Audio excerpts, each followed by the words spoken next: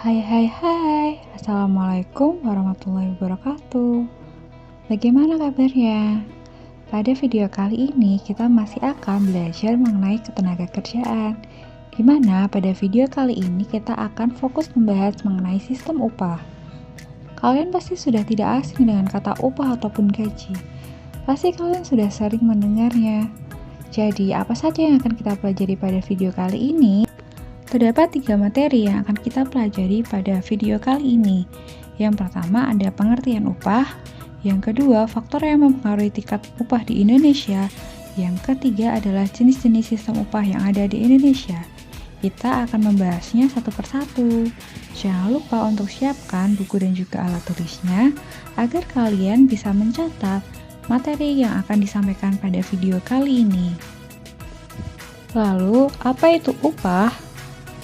Upah menurut Undang-Undang Nomor 13 Tahun 2013 didefinisikan sebagai hak pekerja atau buruh yang diterima dan dinyatakan dalam bentuk uang sebagai imbalan dari pengusaha atau pemberi kerja kepada pekerja atau buruh yang ditetapkan menurut suatu perjanjian kerja, kesepakatan, atau peraturan perundang-undangan, termasuk tunjangan dari pekerja atau buruh dan keluarganya atas suatu pekerjaan dan atau jasa yang telah dilakukan.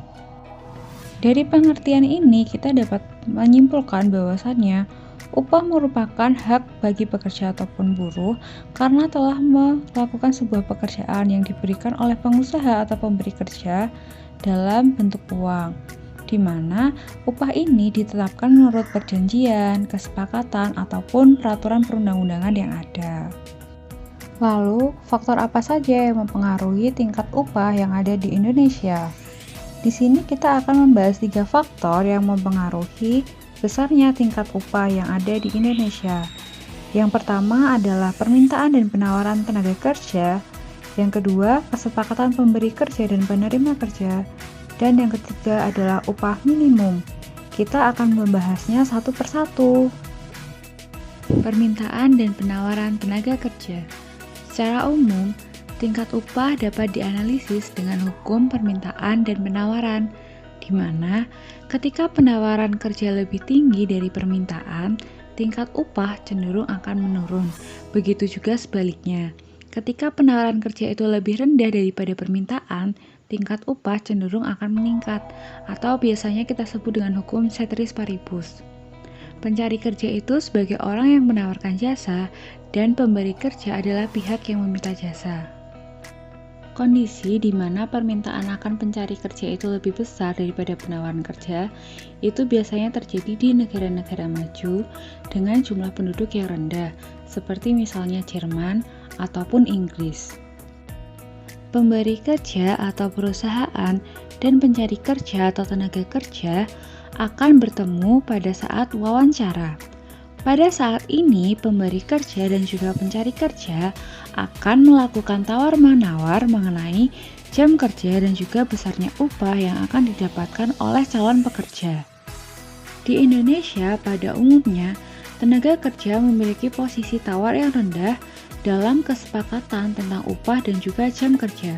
Hal ini diakibatkan karena melimpahnya penawaran kerja yang ada di Indonesia.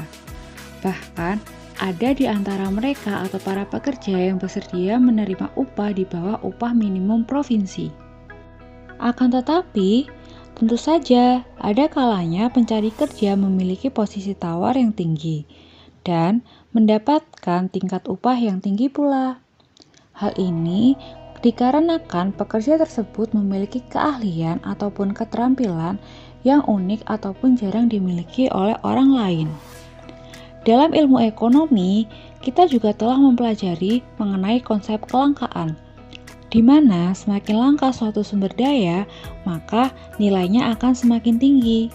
Jadi, jika seorang pekerja itu memiliki keahlian ataupun ilmu yang jarang dimiliki oleh orang lain, maka pekerja tersebut bisa menawar dan mendapatkan tingkat upah yang lebih tinggi pula. Faktor yang ketiga adalah upah minimum.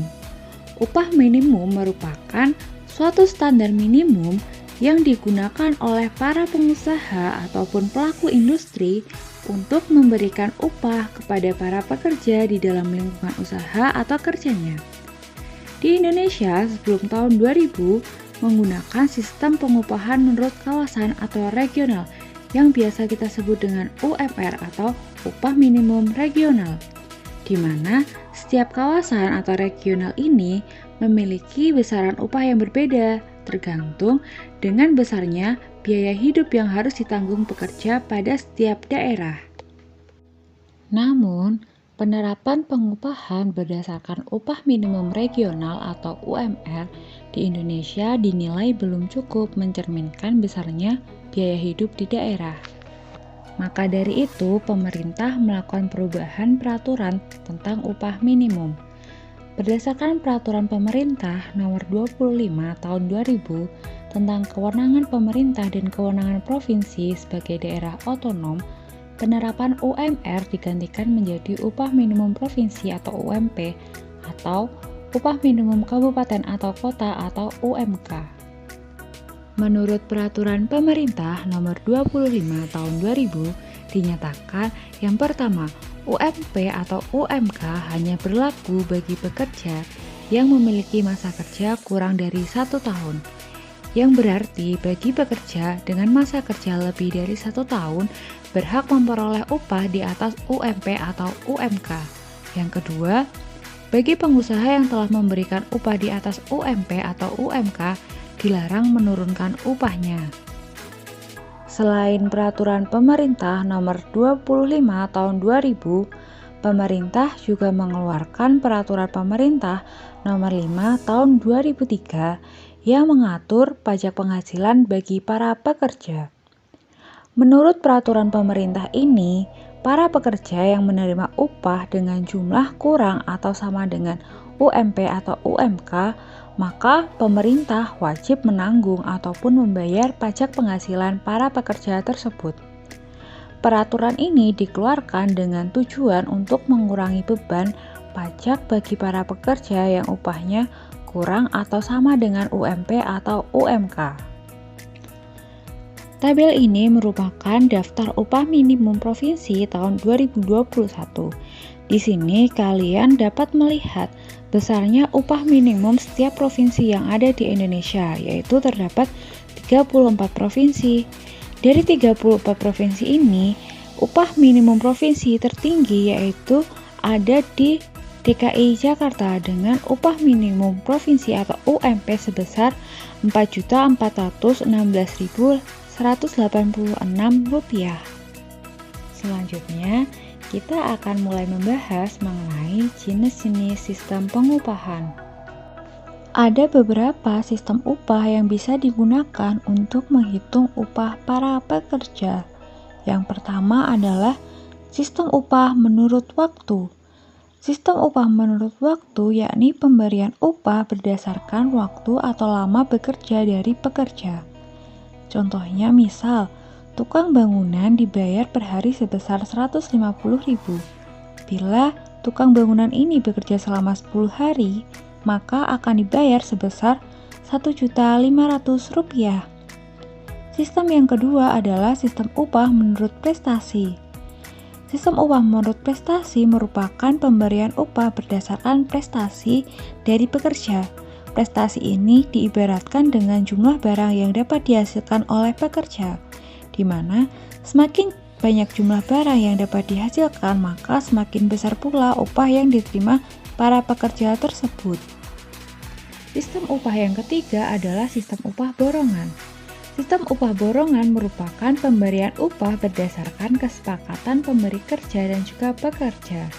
Contohnya misal, untuk membuat sebuah rumah ukuran 30 meter x 10 meter disepakati diborongkan dengan upah 100 juta sampai rumah tersebut selesai. Lalu, sistem upah yang keempat ada sistem upah premi, yakni pemberian upah dengan mengombinasikan sistem upah prestasi yang ditambah dengan premi tertentu. Contohnya, bila pekerja mampu menyelesaikan 50 boneka dalam 1 jam, maka akan dibayar sebesar Rp250.000. Dan kelebihan dari 50 boneka akan diberikan premi, misalnya Rp30.000 per boneka. Apabila seorang pekerja mampu membuat 70 boneka, dia akan menerima upah sebesar 250.000 ditambah 30.000 dikalikan 20 sehingga akan mendapatkan upah sebesar 850.000. Di mana 30.000 dikali dengan 20 ini merupakan premi yang akan didapatkan oleh pekerja. Sistem upah yang kelima merupakan sistem upah partisipasi. Sistem upah partisipasi merupakan pemberian upah khusus berupa sebagian keuntungan dari perusahaan pada akhir tahun buku. Upah ini merupakan bonus ataupun hadiah bagi para pekerja. Jadi, selain menerima upah seperti biasa, pada sistem upah ini pekerja akan menerima sejumlah upah lagi setiap akhir tahun buku. Sistem upah partisipasi disebut juga dengan sistem upah bonus. Sistem upah yang keenam adalah sistem upah mitra usaha atau co-partnership. Sistem upah ini merupakan pemberian upah seperti sistem upah bonus. Bedanya, upah ini tidak diberikan dalam bentuk uang tunai, namun dalam bentuk saham ataupun obligasi. Dengan memberikan saham, diharapkan pekerja lebih giat dan hati-hati dalam bekerja, karena mereka secara tidak langsung juga merupakan pemilik dari perusahaan. Sistem upah yang ketujuh, sistem upah indeks biaya hidup. Sistem upah indeks biaya hidup merupakan pemberian upah yang didasarkan pada besarnya biaya hidup pada suatu daerah. Semakin tingginya biaya hidup, maka semakin tinggi pula besarnya upah yang akan didapatkan oleh para pekerja. Sistem upah yang kedelapan. Sistem upah kedelapan merupakan sistem upah skala berubah, yakni pemberian upah berdasarkan skala hasil penjualan yang berubah-ubah. Apabila hasil penjualan bertambah, maka jumlah upah yang diberikan akan bertambah pula. Namun ketika penjualan berkurang, maka penghasilan atau upah yang didapat juga akan berkurang.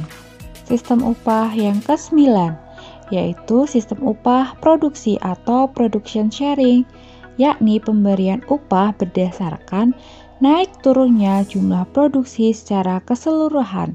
Contohnya, bila jumlah produksi naik sebesar 5%, maka upah juga akan naik sebesar 5%. Demikian pula sebaliknya, ketika produksi suatu perusahaan turun sebesar 5%, maka upah pekerja juga akan turun sebesar 5%. Sistem upah yang ke-10, sistem upah bagi hasil. Sistem upah bagi hasil merupakan pemberian upah dengan memberikan bagian tertentu kepada pekerja dari hasil atau keuntungan yang diperoleh. Sistem ini biasa dipakai pada sektor pertanian. Contohnya misal, petani penggarap mengerjakan sawah milik orang lain dengan bagi hasil separuh ataupun setengah. Artinya, bila sawah ini menghasilkan 2 ton beras, maka petani penggarap akan mendapatkan 1 ton beras dan pemilik sawah juga akan mendapatkan sebesar 1 ton beras. Di Indonesia, pengusaha bisa memilih sistem upah yang sesuai untuk jenis perusahaannya masing-masing. Akan tetapi, pemerintah memiliki kewajiban untuk menetapkan berapa besarnya upah minimum yang harus diterima pekerja agar bisa hidup dengan layak. Cukup sekian materi pada video kali ini. Semoga dapat membantu untuk kalian belajar dan dapat bermanfaat untuk kalian. Sampai jumpa pada video selanjutnya.